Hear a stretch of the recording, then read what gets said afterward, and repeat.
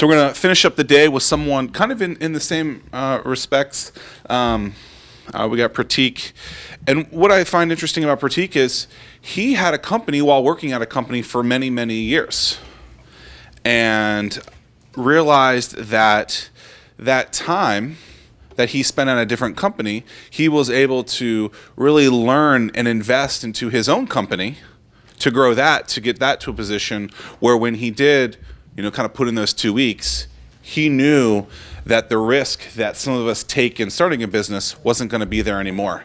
And so, Pratik, looking forward to this. If you want to come on up. Recently just bought a building for his business. Also an award winner. Also an award winner of the Inside Business Entrepreneur Excellence Awards this year. We need to call the other 11, I guess. The 11, yes. So, Pratik, take it away. Thank you so much. Good afternoon, everyone. So last talk of the day. Zach, Deanie, thank you for having us. I had to actually request them to put me at the last spot. I had my son's school picnic. The schools are off, but they decided to keep the school picnic the same day. It was pretty hot outside. Lucky enough to take the jacket off when I was there. My name is Pratik Kathari. I'm originally from India, if you cannot tell already. Been here about 13 years. Been in Virginia Beach almost all the professional life I've been here. Personally, so I grew up in India. I have a beautiful wife, Jeanal. I met her in high school, went back, got married. She's been here. I have 2 young kids, 7-year-old and a 3-year-old, both boys. Very, very active, full of energy. They keep us on the toes all the time. So that's more or less around my personal life. Professionally, I'm the founder and CEO of TechArc Solutions. We, as a philosophy, the company believes in technology can solve problems. Technology can do wonders for any business. And so that's what we've been doing. As I do this talk, I'll kind of walk you through my life story of the last 13 years of what we've been doing and what our next plans are, and hopefully get to inspire some of you with some of the steps we've taken. As I said, we are a technology company. I know there is a rule to not have any PowerPoint slides or decks.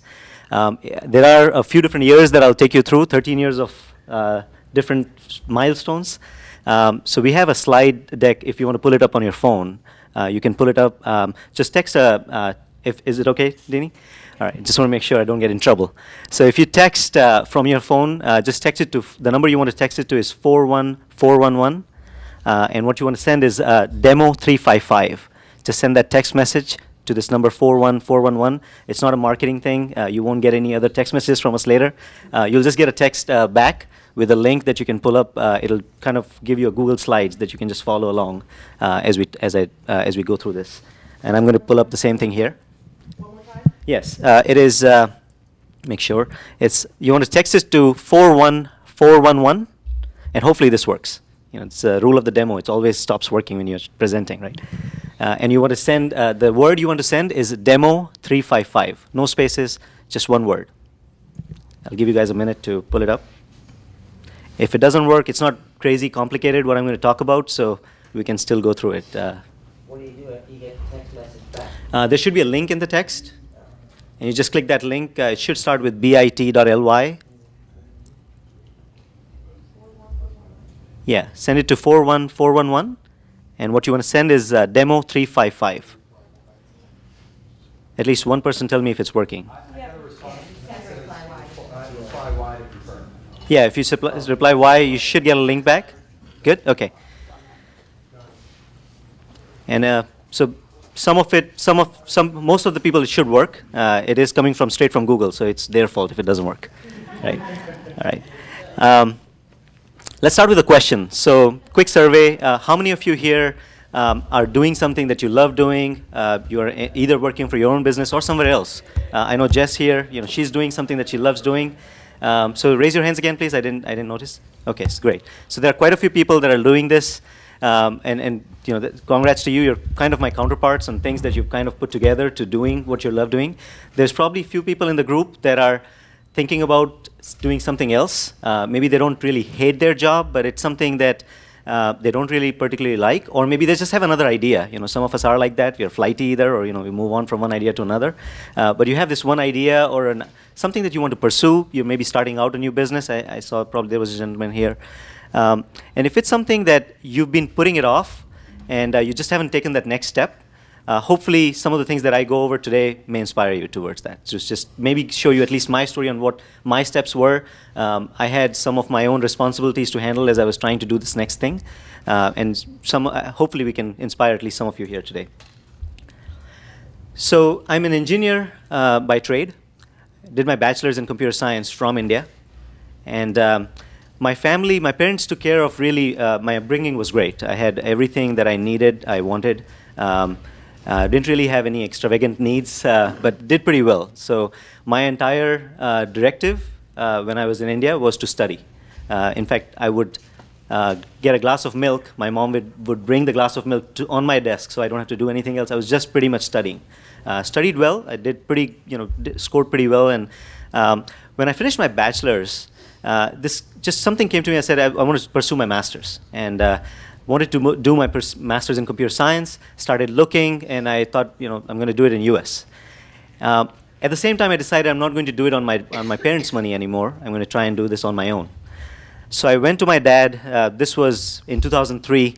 Went to him and I said I needed a loan. An $8,000 loan is what I took out. It was pretty easy. My father was the general manager for a national bank in India. So getting the loan was easy. Got that. The only thing he told me before I left was, make sure you pay this back because it's his personal guarantee on the line. So took that loan. I applied for a few different universities. The one I went to was Texas Tech in Lubbock. If you don't know where this is, it's obviously in Texas. It's out of nowhere. So if somebody is this great. That was my first exposure to football. Great game. I was homesick. This was my first time away from my family. That was the first challenge. That was really something that I was, kind of like in a cocoon. Never had to worry about something. Here I had $8,000 and a pride that I don't want to go back and ask for more. My first job, I started. So I used to wake up at 5 a.m. I had a bike. I would put a monkey cap. I came in fall, so I'm used to the tropical climate, right? So wear a monkey cap, go to this dorm, and my job was to take these buckets of ice. Take this big trolley, take the buckets of ice, and fill this soda machine with ice. So that's what I did for the first semester, trying to make a living, because most of the money was gone in the tuition. It was out-of-state tuition was what I paid. More than the financial part, it was just emotionally very hard, trying to really make friends, the way I speak today, the way I interact, it wasn't the same, the kind of confidence I have. The people I know, I didn't have really anybody. The calling rates to call back India were crazy expensive. We didn't have Skype. We probably had, it was very expensive. Everything was, it was pretty crazy. Took a transfer to ODU. So my brother was going to ODU. And at least I had one of him, one family member here. So it didn't take really a long time to decide that I'm not staying at Texas anymore. Literally, this place is 4 hours from Dallas. If you know, there's 6 hours, I believe, from Houston, out of nowhere. So I came to ODU. This was in 2004. In 2004, I also found an internship at this company called Require. Require Release Tracking. The company still exists. It's been a pretty successful company. It was a startup at the time. So a friend of mine put in a word for me. I went for an interview. I made it through. And I was the 8th hire. So I was the first IT person. So first day I walk into this office. I meet this was a house, really, where we were operating from. The owner of the company was the visionary. He was the attorney. Came up with this great idea of tracking liens on real estate. So if you own a house, there's typically a lien on the house. And when you pay it off or you refinance, that lien has to be released. And so that was, again, I had no knowledge about this domain. The first day I walk in, he's in his shorts, meets me on the stairs of this building, and just for 30 minutes, just goes over his entire vision of what he wants to get done with the company and the different type of solutions he wants to build.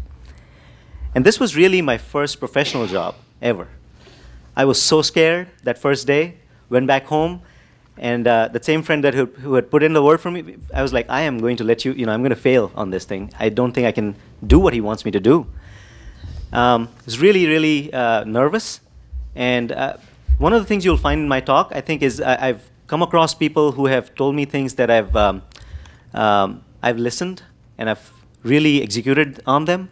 And I think there have been life-changing moments that have come across, and I would probably not have been standing here if I had not. I would probably have been doing something else, I'm sure, but it's kind of like life sends you these people to tell you certain things. And if you just grab on to those at the right time and do it, it just takes a different turn. So, this guy sat me down. He had no reason to. He sat me down and said, just do, he's not asking you to do this all tomorrow. Take your time, learn. He knows you're starting out, but it's probably all these things that he wants to do.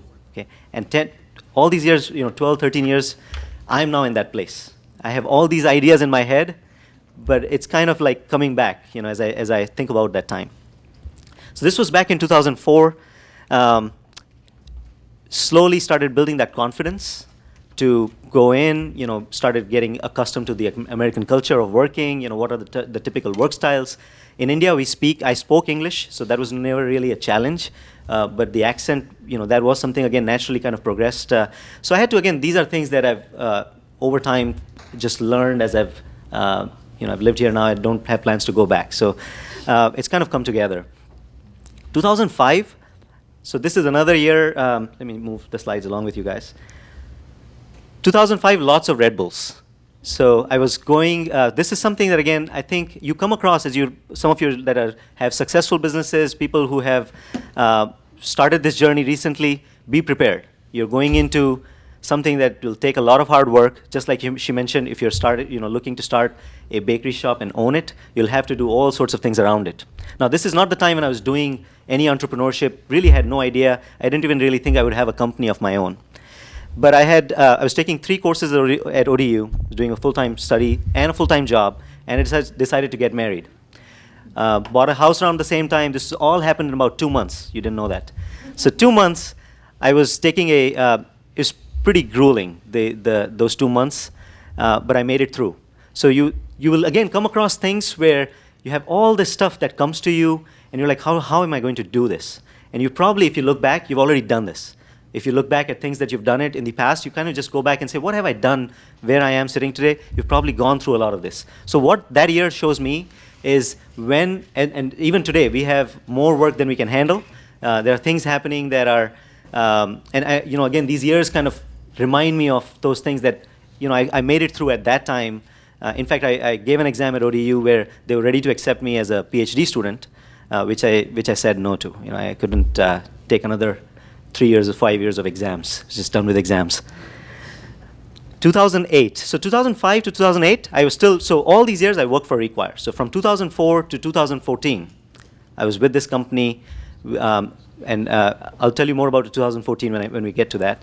2008, my first son was born, and at that time, so my wife, she's an architect. She actually worked on some of the buildings here in the town center. She was working with those folks.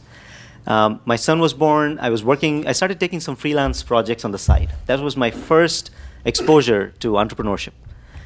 Just people I would meet, a lot of people I knew from that had hotels at the oceanfront, just some small website, a project here or there. And we had a 2-bedroom house, which we still have here, and I was sharing the bedroom with my house, working out of that room. And that's when my wife decided to leave her job, because we were starting to have some crazy hours for me, and that was, again, a life-changing moment. There will be people around you that, as you, again, take this journey, there will be people around you that will make sacrifices, so don't forget them as you do this. There are times, again, that I'm guilty of it. I remind myself, but again, it's something that I wanted to get across, that as something happens, try to go back to those days and things that there may be friends that do certain things.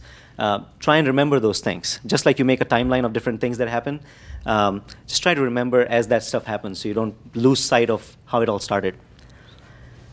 So here I was, comfortable in a day job. I grew from an intern to I had a full-time job at the same company, became the director of IT, and finally a chief technology officer for this company. We grew this thing from 8 people to 100+ people, went nationwide. The company has patents around the process, and had a great ride. I was working with the 3 partners. One of them was a CFO, the sales guy, and the visionary. So I had the perfect people, and I was coming in from a technology standpoint. So the stuff that I could learn from them And just in a sense of how to talk about numbers, how to deal with how to talk about selling, and how to really trim down the ideas of the visionary to bring it to the realistic level of what we can do. So there were things that we could not implement on the first day. All the things he said, when I left, I had still not completed all of the things that he wanted. But I think we completed quite a few of them that really mattered. So 2010, that is something that I was here. I was building some small websites and projects, and that's around the time when the apps started exploding. There were things around iPhone and Android and Windows Phone, and that's when I think I started a little bit more on the creative side. I started building my own apps. So here I had a family, had a full-time job, was building projects for other people, and then I started building products. So I built those 18 months. I built from 2010 onwards. I built about 9 apps in 18 months, and it was at the point. I mean, there were days when my wife would say, "Just shut up," because I was just all the time. I would just come up with all these ideas. And in hindsight, most of them were hobbies. Most of them were just something that I had come up with. I felt good about it. We actually won. We were spotlighted in a lot of different places with these apps. So they were pretty successful and popular, but they were not enough to replace my day job, my income in my day job. 3 apps I have here on the slides. So one of the apps we built was called Mood Swing. This was featured by Los Angeles Times and Virginia Pilot here locally. Another app we built called Social Mints. This app was featured. We won a couple of international awards for the design of this app. And Microsoft actually featured it at Mobile World Congress in Spain. Third app was my wife's idea, DressPal. It lets you remember the dresses you wear so you don't repeat them. So you can take a picture, yes, and you laugh at it. I made the most money on that app because I guess, and there were people who came back and said, why is it not for men? And we had to make a special version for men. So I bring this up, so again, to tell you, it wasn't that it was an overnight success of what we are doing. It has kind of been a progression. And there have been things that we had to pivot and change. I had to fight internally to figure out what I'm doing. So these apps, I built these apps. We were getting limelight. And these apps still help us to this day. So anything you do and you put to your heart in and you build these things, when customers come to us now and we build apps for them, we tell them, we're not just building the app for you. We've built them for ourselves. We know what it takes, what it will need after the app is built. And there's kind of, again, that support and the credibility that we are able to put together and say, this is what we put together for ourselves. Those 2 years, I was really in this zone of just being a creative. Luckily, I didn't lose sight of the service part. It was just still chugging along, slowly and steadily. I was still doing some of these side projects. And 2012, so what I did over the years is, and this is one of the important things that I think as business owners, you want to connect and keep a strong support system and a group of people that you can really tap into, because there will be all types of questions and challenges you will come across. Treat them as your mentors. Don't be ashamed to ask questions. Even today, this morning, I met a guy that I've been meeting with him for the last 6-7 years of my life. And we don't talk about really a lot of deals or business. It's more around what would you do in this scenario, right? So I met, this is one of the people I met in 2012 is Hank Luring from IssueTrack. So IssueTrack is a pretty successful company. He's done a lot of what I've done, built a pretty successful business around it. This is a guy I meet every couple months, and most of the time it's me asking questions, right? He's an older gentleman, but he's always listening, and it's most of the times he'll drive back and send me an email that makes the most sense. And that's, again, goes back to what I said, that there will be people who will tell you things. Listen, and don't just always bring your thought process. Try to listen and see, maybe there's something that they will say that will change your life. That's what happened to me. I was here, I had a meeting with him, and right here at Bravo in the town center. I asked him, what would you do? Right now I'm building these products. I have a full-time job. And at this point, I'm pretty much decided that I'm going to leave this job. Okay? I love this job. I've built a great team. But it's not my own. I don't have any ownership in this thing. I'm going to try and do this on my own. But here I am doing these services for other people, building my own products. And he summed it in pretty much one line. He said, the people who made the most money in Gold Rush were not the people who tried to find gold. It's the people who sold the tools to find gold. So sell the tools. Don't try and find gold. And so what he meant was sell the services.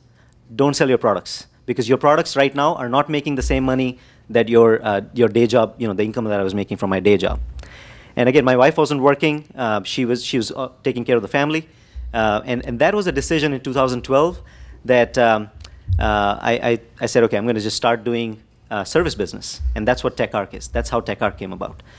So TechArc is a web and mobile apps company. We have worked with clients locally and across the world. In the last, so 2012 is when I formed TechArc. I was still in a day job. Okay, so there are people in this audience that have a day job, you're still sitting on an idea, and you're saying, okay, at some point I'm going to leave my job and start doing this next thing. You don't have to leave your job. Okay. Again, my situation was different. You may be in a position to leave your job and go all in and do it. I had to take a methodical route to do this, so I don't create the level of stress that I didn't need to for my family. So 2012, I formed the company here. Started again, but I knew that this is at some point in the next few years, I'm going to leave this job and start doing. So the entire focus, worked very hard. My day job was very, very demanding. I would start at 8:30 in the morning, 9 o'clock in the morning, work till 5 or 6. I would leave at lunchtime, go meet people. I had no salesperson.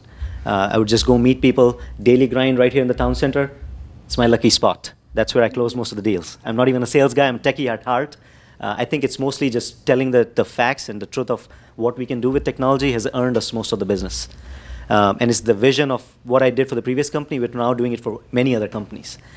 But yeah, Daily Grind, you should check it out if you haven't checked it. This is a spot where I would leave my office, come here again in the evenings, meet people, go home, spend time with my family.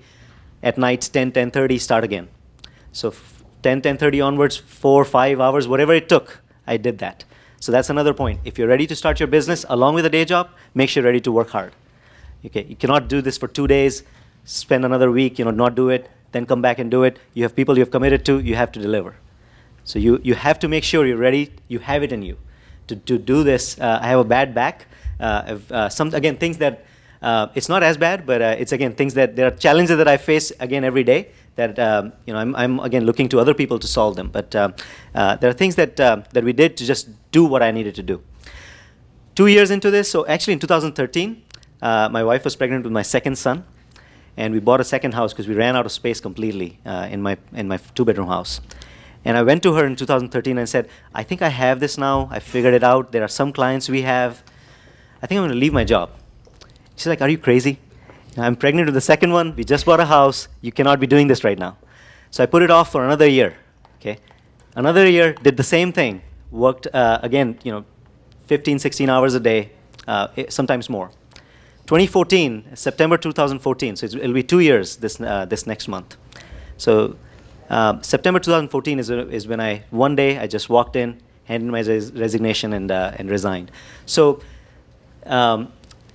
in those 10 years, looking back, I look back and see if I could have done some things differently. Yes, I could have. I could have probably left this area. Most of my friends did. So all the friends that I went to ODU, most of the people went to Boston, went to New York, DC, or the West Coast. Again, from a technology standpoint, there were more opportunities there. I don't like city life. I come from a city in India. I love living in Virginia Beach. And something kept me here. The company I was working with had a great environment. I think it set me up to become the person I am today.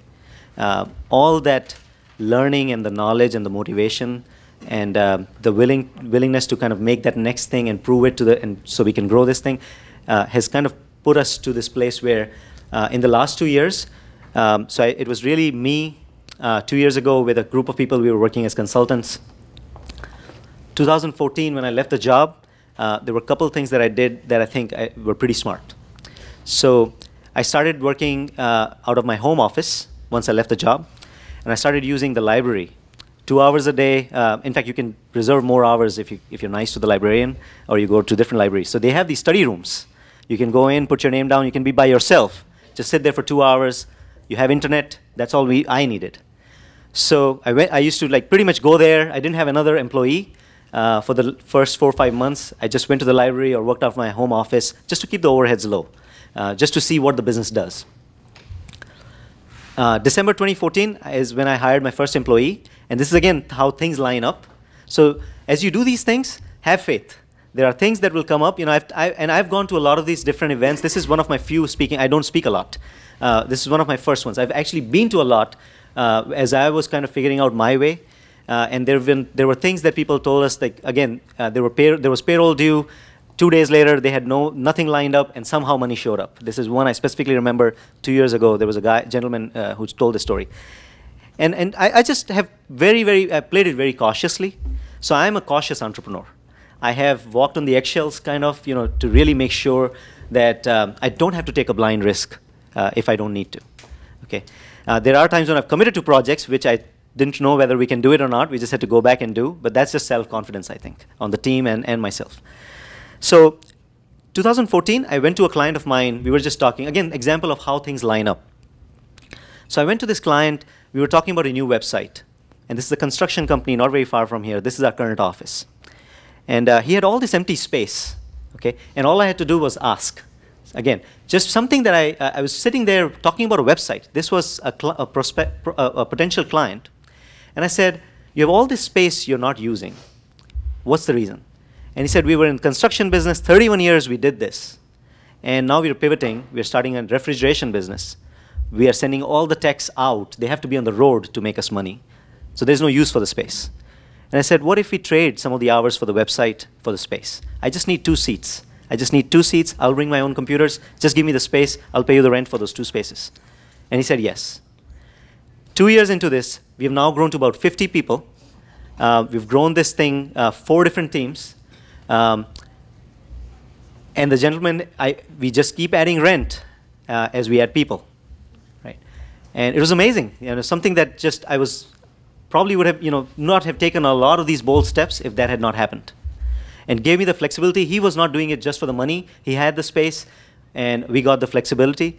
And this is a construction office, okay? Not the cool technology offices that you may be thinking when you walk in. You know, one of the other things, you know, a lot of things what I've heard is, you know, Google or companies like Dropbox, you know, they're doing things for their employees, which I want to do at some point, and that's one of the things I'll get to. But again, we had to live within our means. Now, we could have spent more. We were getting business. We've been successful from year one. Okay, I already had things lined up. And again, as I said, I'm cautious. I made this of hiring people, everything. You know, when I knew I had 12, you know, all these people we've added, there was room and the money to make it. We have not borrowed anything from anybody. It's all been bootstrapped and the business putting back into the, you know. I started making a salary earlier this year. So there were certain things that I had, again, saved some money around. And so we live in a good house, you know. So there are things that you can do to plan for these next steps. And there are things that don't just be looking for that big, shiny window office. My office right now, if you come to it, I'm probably the safest when it comes to when the hurricane comes, because I have no windows. I'm in the middle of this building. This is where I started. Even though I've added all these people, they have window offices. They have all the right side of things. I don't care. I just need the 3 monitors that I need, right? So I cannot work on a laptop. So this is something that you know, we've 2 years. We've really kept low overheads, focused heavily on clients. We have clients. I mean, it's been just crazy. No salespeople still to date. It's just been word of mouth. Primarily, people find us online. That's been another source. So there was a talk about marketing. Make sure you're not leaving online marketing on the side. So SEO alone can bring you so much business if you do it right. Again, depends on your industry. Don't just go blindly do it. We've had, if you searched mobile apps developer Virginia, in the entire state of Virginia, we're typically number 2 or 3 on Google. Virginia Beach, Norfolk, we kill it. So we've had, again, a lot of traffic. These apps that I built in 2010, 12, they're still sending us traffic. There's stuff that I've done, all these things that we've put together and the team is now putting together, it's still driving us traffic. Okay. Earlier this year, as Zach mentioned, we bought a building in Norfolk. This is the only building I saw in Norfolk. I love it. The space this is going to be the cool technology office that I could have done 2 years ago. My wife, she's an architect. She's working on the space now. I'm probably I'm the nightmare client for her right now. So even at midnight, I'm still working at midnights. I have some team members that work from India.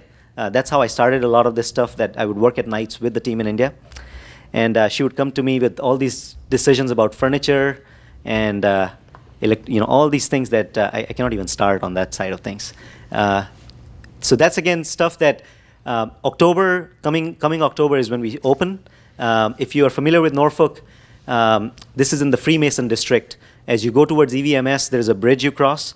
We'll be right there on the left before you go on the bridge. It's on the left-hand side.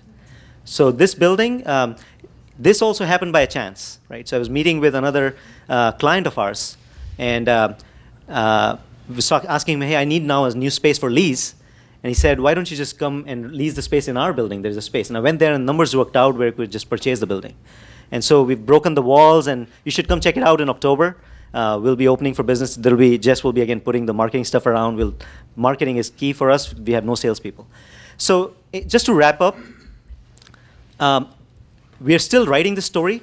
It's really been 2 years doing this full time, but I've done this now for 6-7 years continuously. It has been a full-time focus literally for the last 4 years. Even though I had a day job, kind of made it happen. And now we have a team put together. In the last 2 years, that's what we have done. We have a team of website designers. You have any business, you need a branding for your business, or you need web design, or you need an iPhone, Android app done. Come to us with your problems. Come to us with this is how we are positioning ourselves. We are not just a web design company or a mobile apps company. Come to us with your business challenges, problems. That's where we excel. So you tell us your problems. We'll tell you what to do, how to solve it with technology. And that's what we've been doing now for the last several years. So I hope, just to take away, as you get into, again, I kind of walked you through very, very quickly of 13 years of what I've done. Just don't sit on your idea is really the big takeaway I would give you. If you have something that you've been wanting to do, start doing things. And that's really the topic for today for me, that take proactive steps. Things will line up. People will come and tell you things. Obviously, make sound decisions as you do it. But you'll be in a different spot and you'll get there where you want to be. Thank you.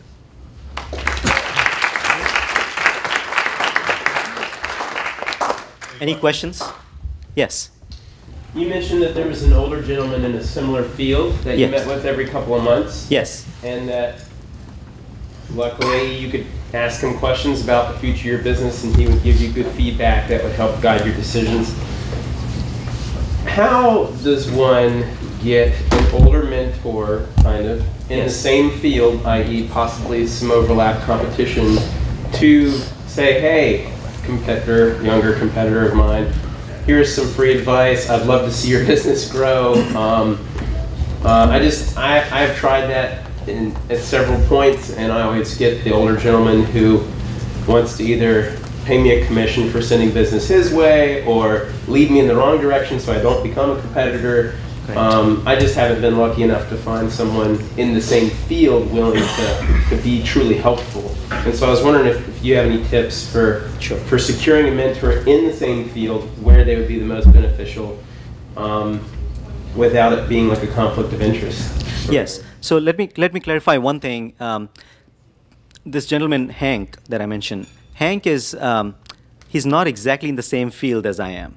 He was a consultant. He was working in a day job several years ago, and he started doing some freelance work. So he became a consultant, just like I became a consultant. And then he started doing some bigger jobs, and then he came up with this idea of IssueTrack, and he started building his own product. And now it's primarily the product business that they've transitioned to. Okay, so it's not exactly the same business of, again, technology evolves. But two things. One, you'll be amazed at the number of people. So I am, all these things that I've learned, I'm a smart guy, but again, there are things that so today, what I'm learning is business. Okay, I have not written a single line of code in 2 years since I, left my job. And that was a challenge to me internally, that can I make it happen? So if you try and look for people and just, again, keep reaching out, you will be surprised how many of them just wholeheartedly sit down and tell them what you're trying to do. Okay, so one of the things I didn't mention, we have 4 interns that we started earlier this year. Okay, 4 high school interns. We started with them with a paid internship. They're part of the Virginia Beach school system. I started my career as an intern. Okay, they don't even have to be an older gentleman. Okay, I'm not very old.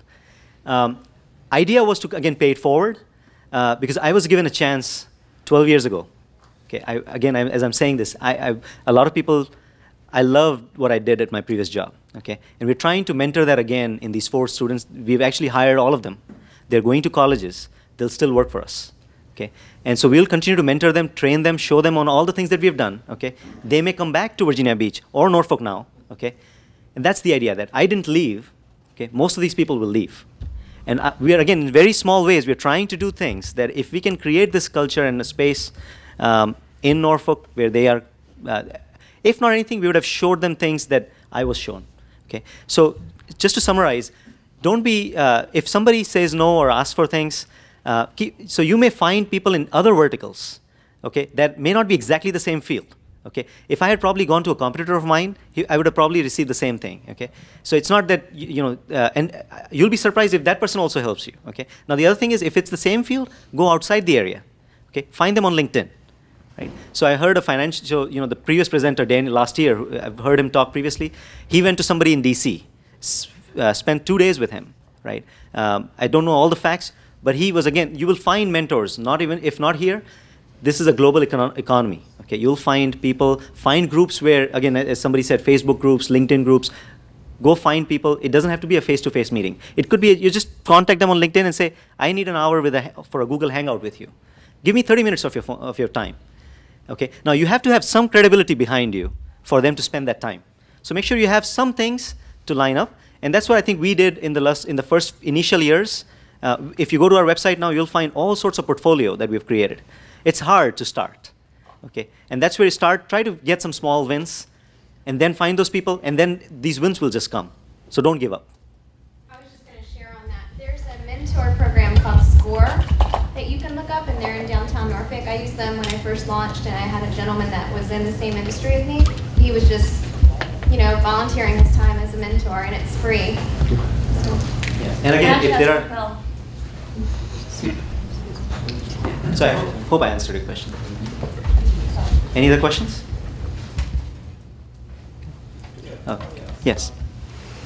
When we come up with ideas, for apps and that kind of thing, for those of us who are not tech savvy and we want to make the best use of your time, what should we be thinking of when we call you up and meet with you, so that we're not rambling on like I did when I called you? So again, things like that. So for me, meeting with somebody, talking about the idea, that's what I love doing. That's the passion. That's really why I'm doing this. My big drive is learning. We are making money. We are hiring good people. All that will happen. But as I said, we are investing in these 4 students. We have 2 other students that actually go to the Arts Institute. So there are 6 of them out of our crew that are actually studying. When you come with that idea, okay, and you go to so first thing is have a realistic idea of what it will cost. Right? You can go online, look up certain things. If you're looking for people to just do it for equity, then there are things that, again, there are groups that you may have to, there may be a different route you have to take it to. As I said, I'm in the business, and at some point, we will find gold as well. So we'll go back and start making our own products. So that's some of the next steps. If you see there's a slide I left in there, says next steps. So at some point, we will bring our own ideas, okay? But when I come up with that idea, it's not going to be just a hobby. I will have a business plan. I will know how I'm going to make money. What will it take realistically to build it? So if it's $20,000 that it's going to take to build a mobile app, I need to make sure that after all everything that I'm doing at TechArc, I have a separate $20,000 that I'm willing to spend and lose if I'm going to do this. Okay, and then I'm going to run it back into the same channel of TechArc. So that's the story of TechArc. We're starting with branding to web design to mobile app to SEO to whatever else we do. My ideas that I will invest in will be around technology. And so I'm creating a platform for myself to kind of bring my own gold into this at some point, hopefully. But to answer, I think you start with those basics of business that now there are risks that you have to take, but our philosophy is if it's a website, there's a certain amount of money we need to build a nice website. There's a certain amount of money we need to do a mobile app. And then make sure you do your due diligence before you spend that money. Because we hear all sorts of horror stories where people do something, it doesn't go right, and you only have so much to go through. Hopefully that answers your question. Awesome job. Okay.